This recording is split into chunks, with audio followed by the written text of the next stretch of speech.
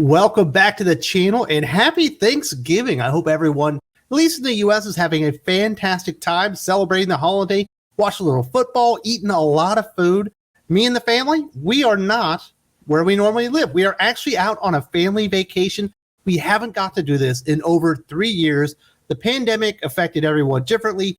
We were basically shut in. They didn't open up really the Philippines for like 2 years straight. Finally, we're going on a vacation. We're going to have some turkey. And I wanted to talk to you guys about a Nightwing issue that I absolutely love.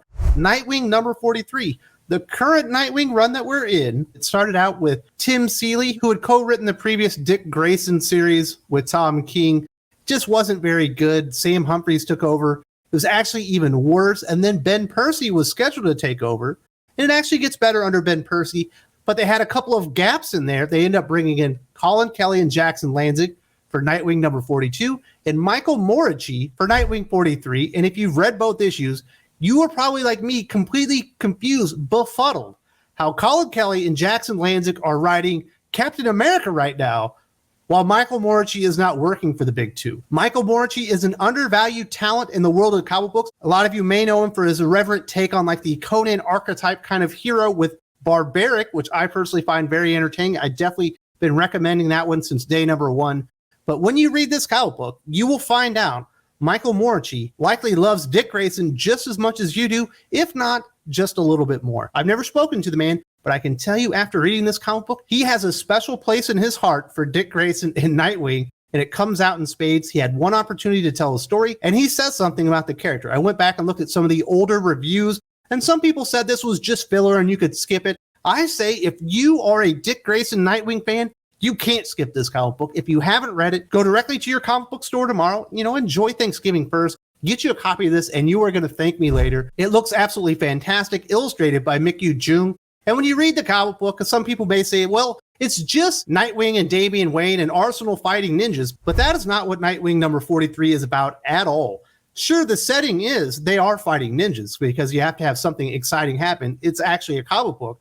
And we do get a resolution, and they do save the day. I'll give you that spoiler right here. This comic book is about friendship. It's about brothers. It's about being a man of principle and somebody worthy of looking up to, somebody that other heroes can look up to and aspire to be, which is what Dick Grayson is in the DC Comics universe, and certainly what he embodies here in this comic book. I absolutely love it. Let's get right into it and talk about one of my favorite Nightwing issues of all times, easily my favorite single issue of Nightwing, and this entire, what are we at, number 97, 98 right now? Issue run that Tom Taylor's about to hit number 100 on. And when we open up, Dick Grayson is actually in Bloodhaven. He's thinking about taking the night off, having a little Netflix and chill. He wants a little bit of time to himself, but all of a sudden the phone is ringing. Damian is trying to get a hold of him, wants him to come out and help fight the League of Assassins. Wouldn't you know it? Arsenal is also trying to get a hold of him, and he lets him know, I will be there in 30 minutes, even though I don't really want to go out tonight. He wants the night off. And then Michael Moreci, the writer, really starts to tell you what he thinks differentiates Dick Grayson from Bruce Wayne. His internal monologue, he says, I want to be Bruce, but I don't want to be Bruce. Bruce will never have free time ever because he's always needed. In all of our years together, I never once saw him hesitate to answer a call. No matter how tired, how physically beaten he was always there. It almost makes me feel selfish for wanting to have time of my own because Bruce is right.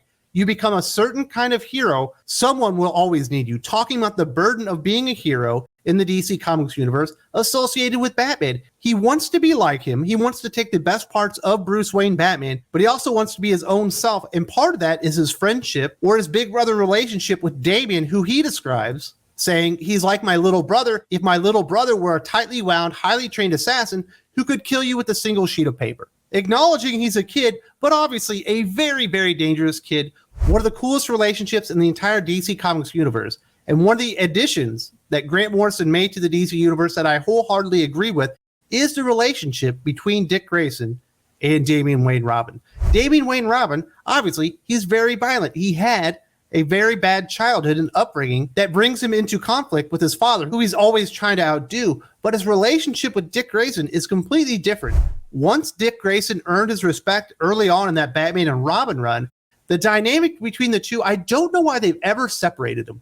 Those two characters should be together till the very end. I know some people would like to see Damian Wayne really more associated with Red Hood since they have so much more in common. But I really think, kind of like what John Kent does with Damian Wayne and Super Sons, Dick Grayson does even better. He kind of takes the edge off of Damian, brings in his humanity, and makes him a more relatable character. Another thing that you'll see in this comic book that I absolutely love, and I do want to highlight as a kudo to Michael Moreci, the writer here, is he actually treats Damian Wayne, a child, like a child. Sure, he's a very dangerous child. Sure, he's had some pretty extreme training. Sure, he's had some ups and downs and some experiences that you and I can't really relate to. But when it comes down to it, much like Peter J. Tomasi's Super Son shows the character interacting with John, he is a kid. And I like the fact that they highlight that Damian Wayne is a kid. And I wish that DC Comics would go along this path and choose this hero journey for Damian Wayne rather than what they're doing in Batman versus Robin and really what they've been doing for several years now. Not that Batman versus Robin is a bad story or anything like that, but I think this was a better path for the character to take. Dick Grayson arrives on the scene. He finds Damian Wayne, and wouldn't you know it, Arsenal shows up, Roy Harper. Sorry, I'm a little late. And Damian Wayne is not very happy about this at all. In fact, he wants to pull his hair out. I'm here. What I miss? Nothing, buddy. You're good. What the? You invited him? Obviously, he wanted the entire night to be Dick Grayson and Damian Wayne. He doesn't want a third wheel. He didn't want to tag along. He wanted an evening of adventure with his best friend, his mentor, his father figure, Dick Grayson. Why would you do that? I guarantee he messes this up. Roy Harper. First of all, you're a kid, so be quiet. Kids don't have a say. Second, I thought this was going to be just you and me, a couple of bros fighting the bad guys, having a few laughs, because Roy Harper also wants an evening of adventure with just the two of them. His old friend from the Titans, he thought it was going to be Dick Grayson Nightwing and Roy Harper Arsenal going out on the town like a couple of bros. Now he's upset because Damian's there. And I like what this has to say about Nightwing as a character, because he is a leader. He's a hero that other younger heroes in the DC Comics universe, they would want to relate to, they would want to be friends with. You wouldn't want to be friends with Bruce Wayne Batman. And it makes sense that Damian Wayne and Roy Harper would want to be around him. I love what this has to say about the character. This is what Tom Taylor has been saying about Nightwing, except it took him 17 issues and one baddie being beaten in the entire time, what Michael Moreci accomplishes in 24 pages right here. The only thing that's not in here that you do get, obviously from the Tom Taylor run, is there is a three-legged dog involved, and you have the relationship with Barbara Gordon. I'm kind of glad they're together, but I didn't need 17 issues of Tom Taylor telling me that Dick Grayson is a great guy that people should admire. And Michael Moreci was able to tell me what you and I already know, that Dick Grayson is a good guy. He's a leader and he's someone to look up to. We also get a nice little swerve in here because the bad guy ends up being Cheshire. Trouble keeping it together? And what exactly are you three calling yourselves anyway? The Sidekickers?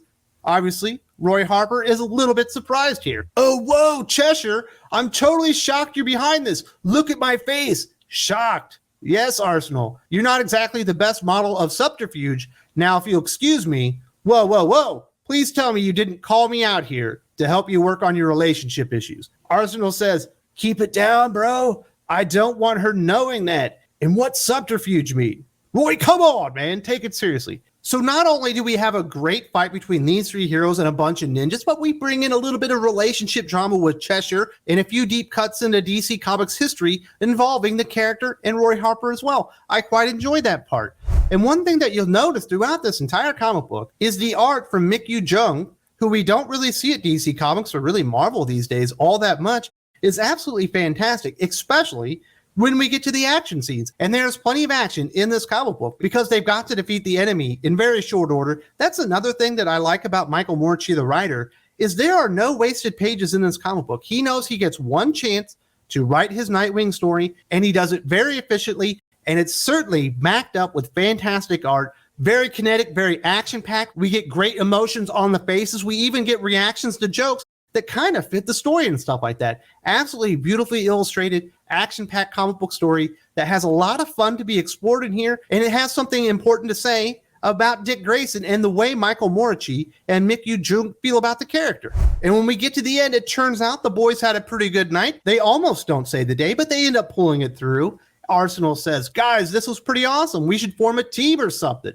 No, we shouldn't. Not official or anything. We don't need a name. It'll just be us hanging out, stopping bad guys. What's wrong with that?